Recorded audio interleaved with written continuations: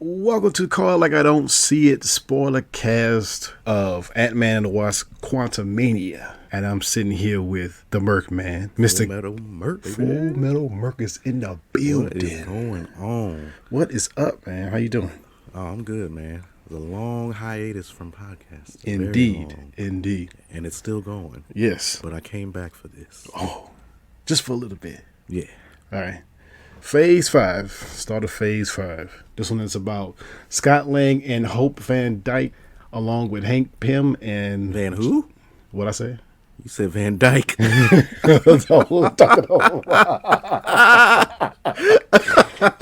Oh, shit. You know what I'm thinking about? Dick Van Dyke. Yeah. Hank Pym and Janet Van Dyne explore the quantum realm while they interact with strange creatures and embark on an adventure that goes beyond the limits of what they thought was possible. Directed by Peyton Reed, starring Paul Rudd, Evangeline Lilly, Michael Douglas, Michelle Pfeiffer, Jonathan Majors, Bill Murray, Douglas. Catherine Douglas, Newton. the only man. Yeah. Ain't me much. So, starting from the bat, Scott Lang is now a podcaster / author on tour. Yeah. And what is this about? What, 2 or 3? I'm gonna say it. 2 years. This is the problem I get. I don't know since Endgame. Yeah. What it falls at. I'm gonna say, guessing after Wakanda Forever. Just gonna. Yeah. I don't know. Yeah. It's after Endgame, y'all. Yeah, it's after Endgame. That's all you need to know. His daughter created this beacon to the quantum realm. Like a dummy. Yeah, and then all of a sudden the whole family gets shrunk then, and then they fall into the quantum realm, and then they eventually lead to Kang. Yes. Yes. What did you think about the film? I really enjoyed it. I see a lot of rhetoric out there. It's like, oh, this movie was trash. It's like 5 out of 10. Or, Right. You know, they could have done so much more and blah, blah, blah. And Jonathan Majors wasn't even that good. And I'm like, y'all lying. Oh, man. Jonathan Majors, he was the star of the show. Yeah. I just feel like it's MCU fatigue at this point, and people are just expecting Endgame, Infinity War level movies every time. Yeah. No, you're not getting that. And I thought this was pretty damn good. Now, was there some issues? Yeah, there were some issues. Of course, yeah. Did I care much for, the Ant family? Not really. Not really, honestly. Not really, nah. Like, you know the Ant family's gonna, survive and flourish. You know what I'm saying? So yeah. What about you? What'd you think about it? I thought it was a decent flick. I like the fact that it was in the whole quantum realm. I like the weirdness of the film. Also, the different characters, the side characters, that's the prisoners or the slaves. I like how different looks they had. Jonathan Majors, man, he stole the show, man. He sure did. Yeah. That's if you're gonna want to see this movie, he's the reason to see it. Yes, he is the reason to see it. Man, every time he was on screen, I was just captivated. Right. Yeah. I didn't know that he was gonna have that much screen time with Michelle Pfeiffer. Oh yeah. Yeah. So that was cool. I thought they were going to have it to where she had a romantic relationship with him. Oh, yeah. That would have been wild. That would have been cool, though. Yeah. Yeah. Yeah. Instead, she was with Bill Murray. Right. Come on now. You met Jonathan Majors, and then you were okay, Bill Murray. Right. Why was Bill Murray in this movie? I don't know, man. It's for a paycheck. Yeah. And you literally never see him again. Right. Yeah. What did you think about Cassie Lang? Not besides, creating this signal beacon, just her relationship with her father, about how she thinks that he doesn't care about being a hero or sticking up for the little guy, as he say. Man, I was rolling my eyes at this girl the whole damn movie. You saved the world, so what? What do you mean, so what? Right. I saved half the universe. Right. And you're on my ass about a protest? I should be able to kick back. Right. I should be able to write my books and get my free coffee. Right. And you want to be on my ass. Yeah, some time to himself. He's a hero, but he can live off of it, being a hero. You know what I'm saying? Right. That was annoying. I was just like, oh my god, this girl is on my nerves. Yeah. Yeah. I ain't like that neither, but you know, whatever makes the narrative go. But what you think about seeing different clips of his life, like his everyday life? Those parts were pretty good. That was pretty fun. Yeah. I really enjoyed that. Yeah, I enjoyed seeing Jimmy Woo back for that little clip. Yeah. Yeah, finally getting that lunch that he wanted. Oh, yeah. I forgot about that. Mm-hmm. Damn, that was the first Ant-Man. Right. Very well, the second one, eh? Was it the second one? Yeah, because that's when he was on house arrest. Oh, right. Okay, this is going to be mostly about Kang the Conqueror now. Yeah. Now, were you expecting, which variant of Kang you was expecting to see?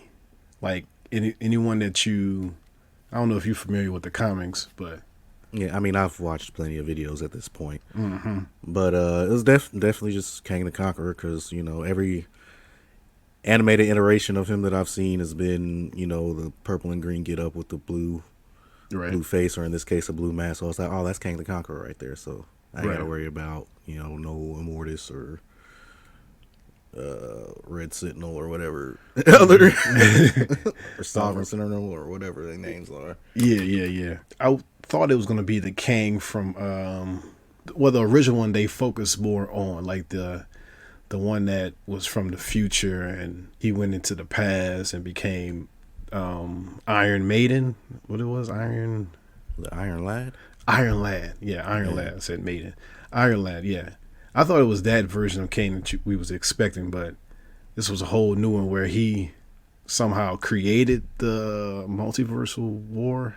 Well, no, he started the multiversal war to stop his variants from destroying the multiverse, but in, you know, also wanting to rule the multiverse himself. So it's like, you know. Mm-hmm.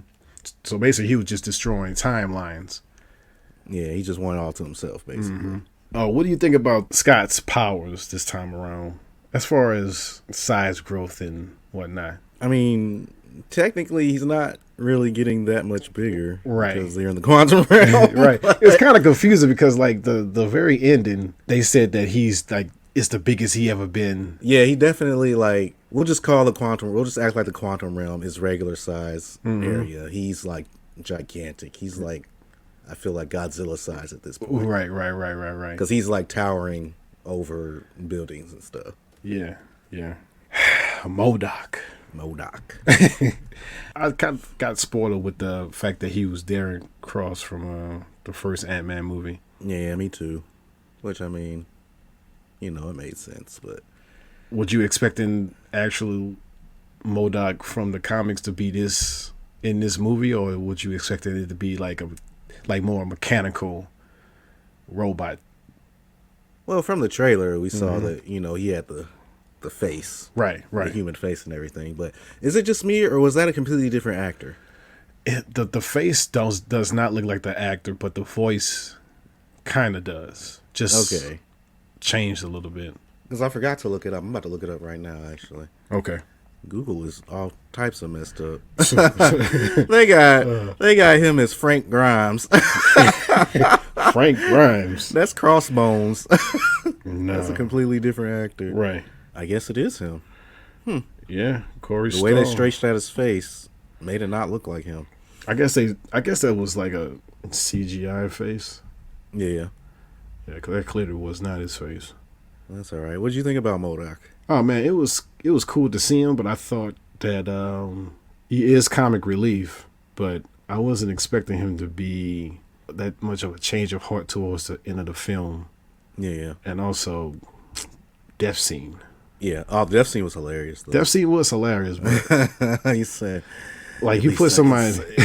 I died an Avenger. I knew you like a brother. Yeah. Dude's like, huh? Really? But yeah, I wanted more of MODOK. I wanted him to like escape the quantum realm at the end of this film. I wanted just not a movie of MODOK, just him in the background in different parts of the MCU. Put it that way. Yeah. A lot of people talking about like MODOK looked terrible. I thought he looked fine. Yeah. That's MODOK. Well, I don't know what they I expected. thought it looked fine. The CG, everybody's like, he looks like George Lopez from Spy Kids. I'm like, he doesn't look that bad. Nah, that's a whole TV screen right there. Right. Nah. This is perfect. That's how MODOK is. So I don't know what they expected. Like what his look's supposed to be, if not that. That's comic accurate. What do you think? Oh man, what do you think about the scene where they had to drink this being's hilarious. There's always like that type of scene in like sci-fi stuff. Right. This magical translating juice liquid, or microbes or whatever. Slime. You had them in Planet Hulk, you got them in this, you got them in probably Star Trek and all types of Right. But yeah, it was hilarious. He's like, you just drank me. How did I taste? What? It is Sir. How many hoes do you have? Yeah.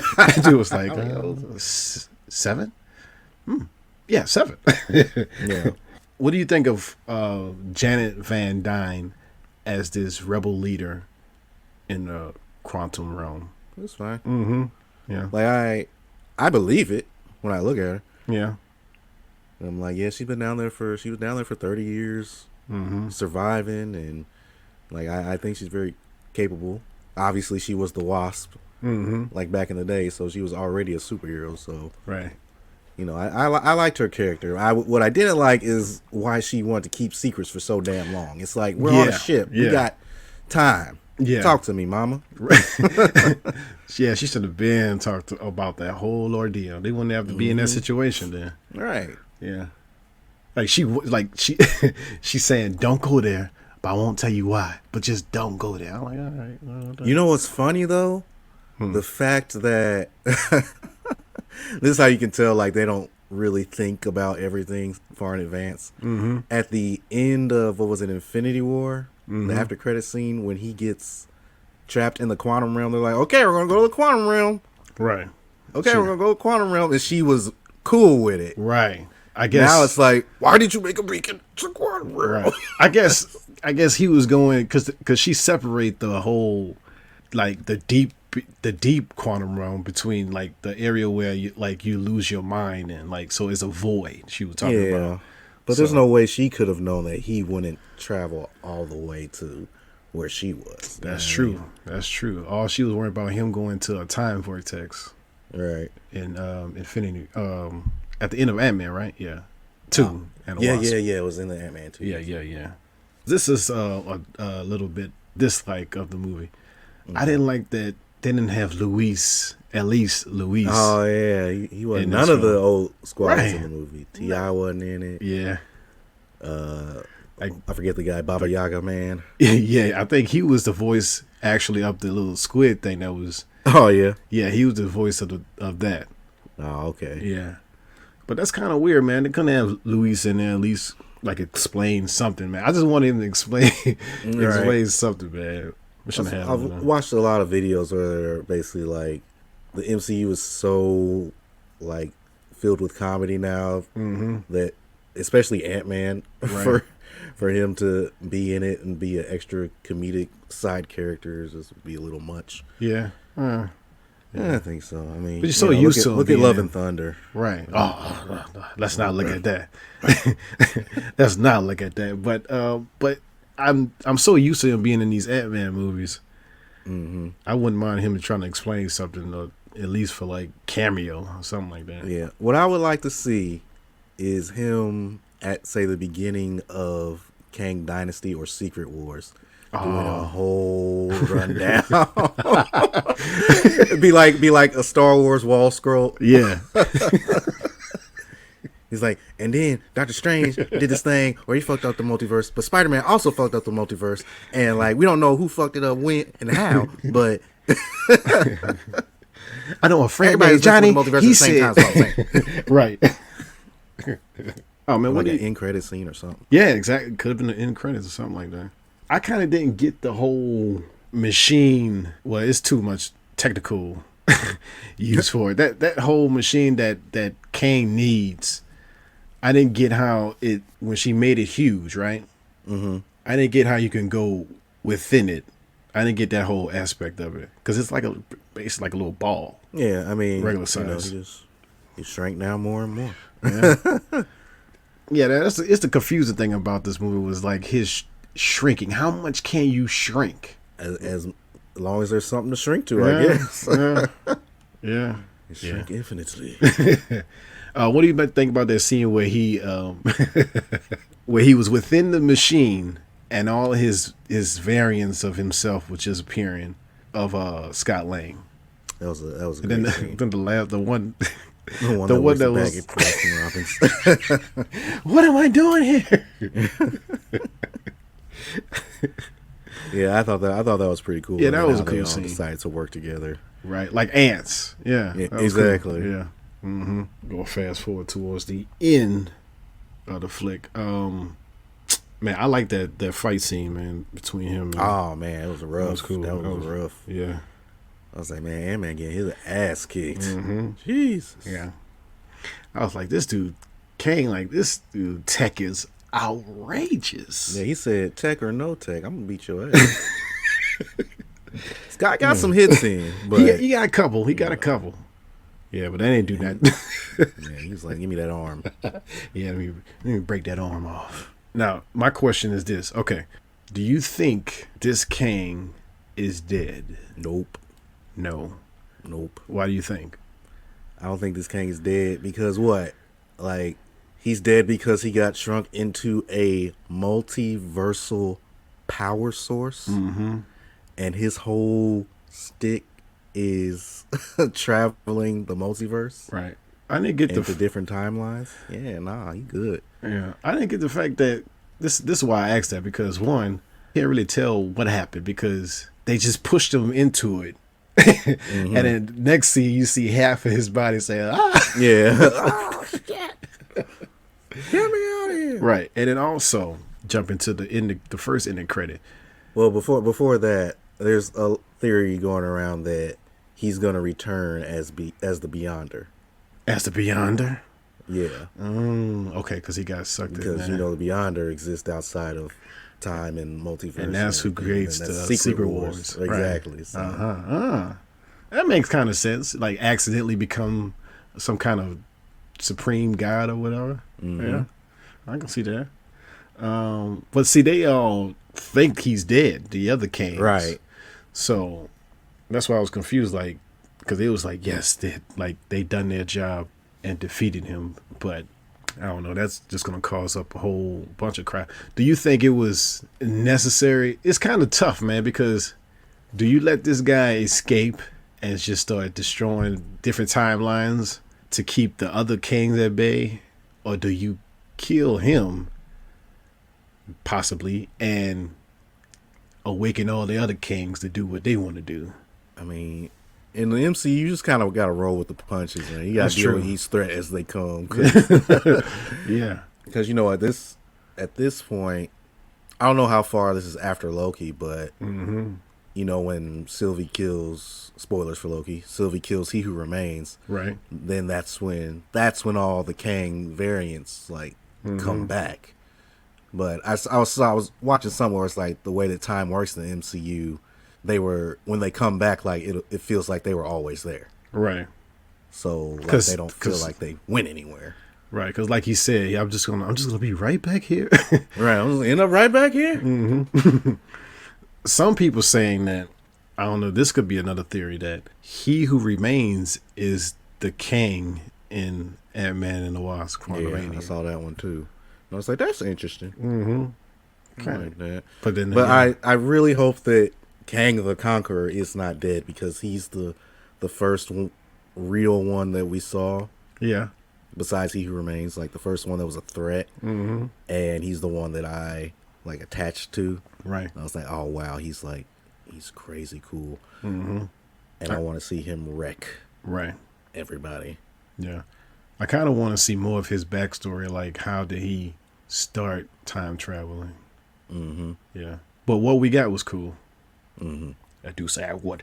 Mm-hmm. destroy them out of time. Burn them. Burn them. Time. Out of time. I was like, damn, How you say man. Okay. time? Oh, man, he was cool, man. That was a cool keg, man. Yeah, but yeah, in credits. Oh, man. We That get, end credit. Ooh. Yeah, go ahead. We get 3 different variants of Kang. Mm-hmm. Ramatut, Mm-hmm.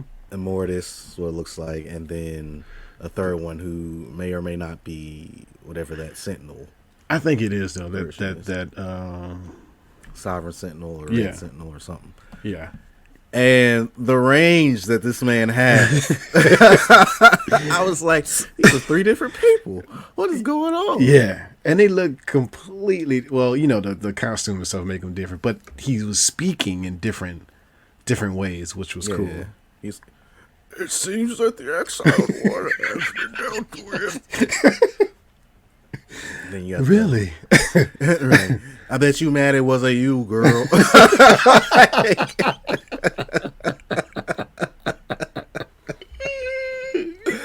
Yo, I want to see how mad everybody gets when there's a gay Kang variant. Oh man, yeah.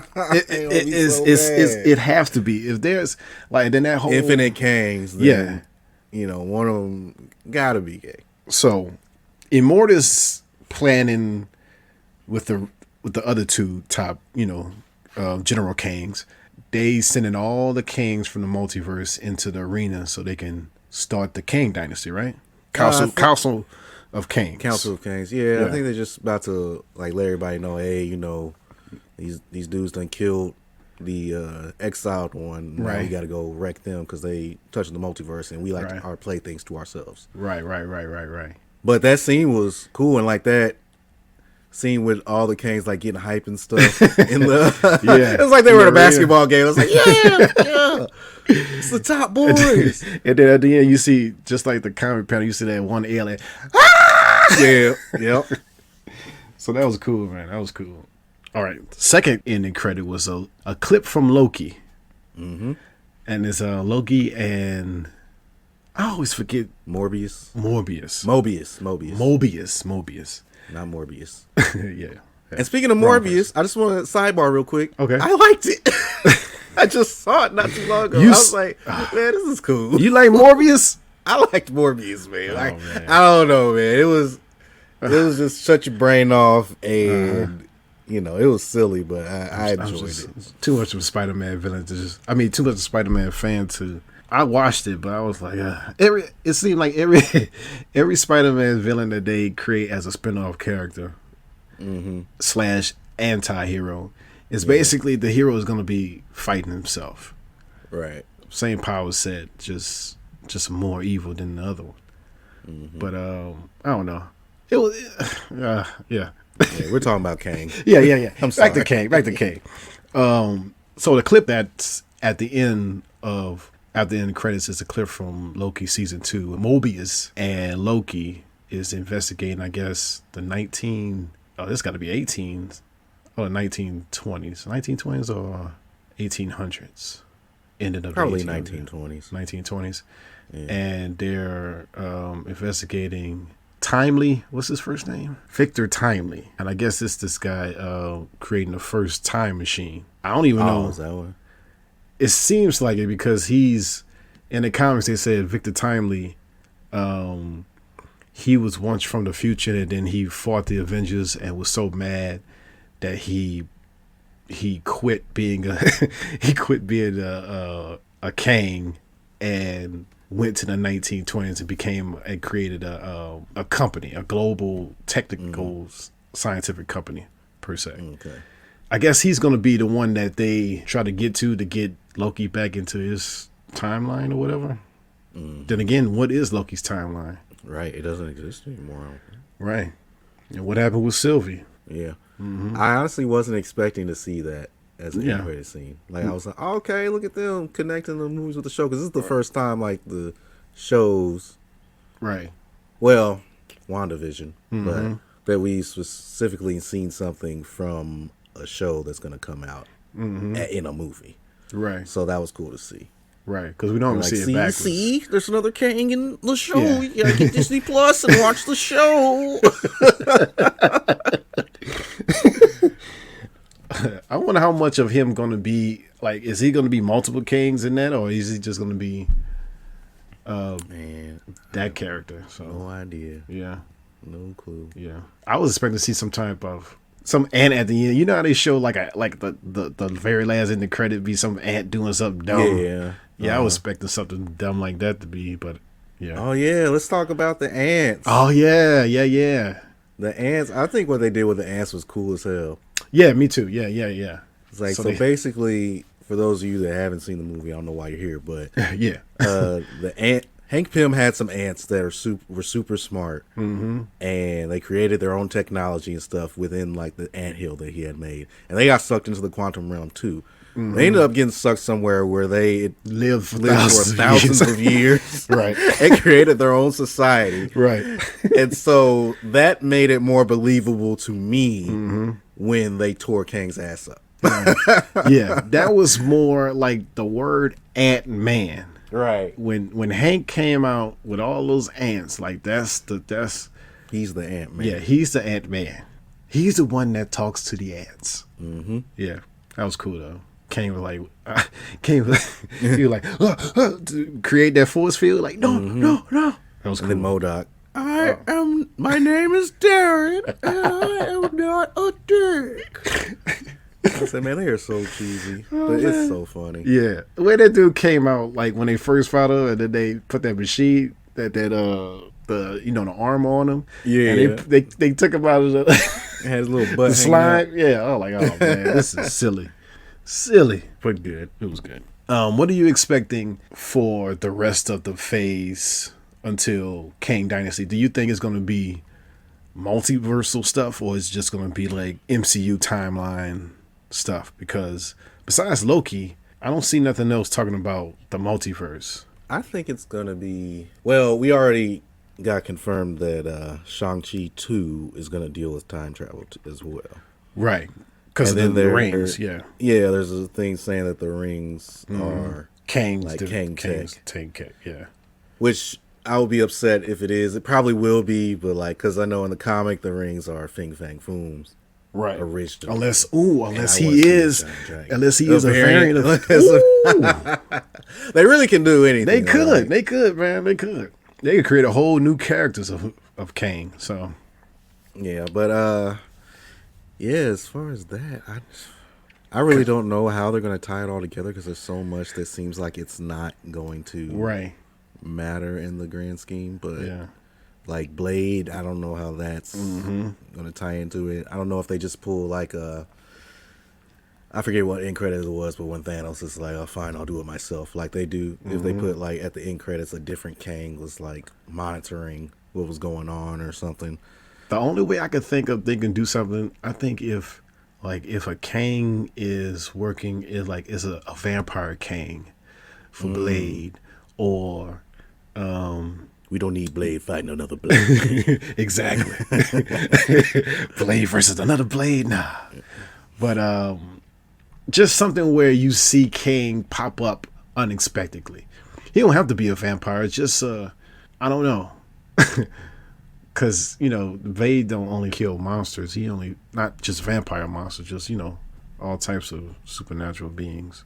Right. So, I don't know. And then you got Eternals 2, which I know is... They got Eternals 2 coming out? Yeah, that's going to come out for sure. Fantastic Four, I think, is going to deal with Kang as well. Yeah. That'd be weird. Now, I don't want to see Kang as a Doom. Dr. Doom. No. Well, plus he's a descendant of Reed Richards anyway, so they ain't going to do that. Right. No. Well, one of them is a descendant of Reed Richards. Right. Well, yeah. That Time travel is fun. Right. Yeah. Multiverse stuff is so easy to understand.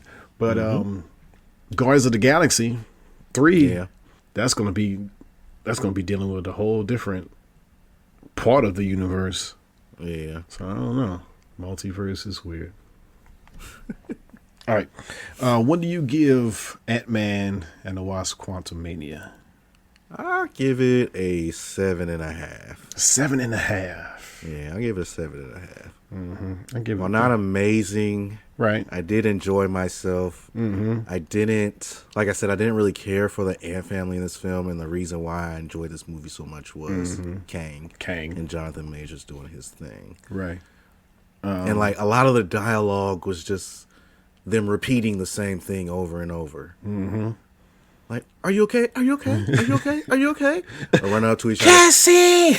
And I and I said this to my girl when we were watching it. I was like, most of this movie is them being escorted by 2 guards and breaking from their clutches. Right. Like, And screaming each other's name. yes, Yeah. like Cassie does it at least 3 times. Janet does it a couple of times. Scott, and I'm just like, dang, they just keep on breaking out to get back again. Right. Yeah. Get out of the clutches just to get back in the clutches. Yeah. I give it probably 7.5 out of 10. Decent watch. Way better than Thor: Love and Thunder. Yeah, For sure. Like the comedy in this made sense than, Thor: Love and Thunder, where it's just look at this comedy and look at that comedy. right. But yeah. All right. That's it. That's all. All right. Can't wait to see Kang the Conqueror again. Yeah, me too. Oh, I forgot. They also said, sorry, Kang will return. Right. They said Kang will return. So you might be right about Kang surviving that whole ordeal. But if he the destroyer, the Beyond, I mean, there's going to be some trouble for those Kangs. But yeah. We was Kangs. And it's dying. All right, people. We out. Peace.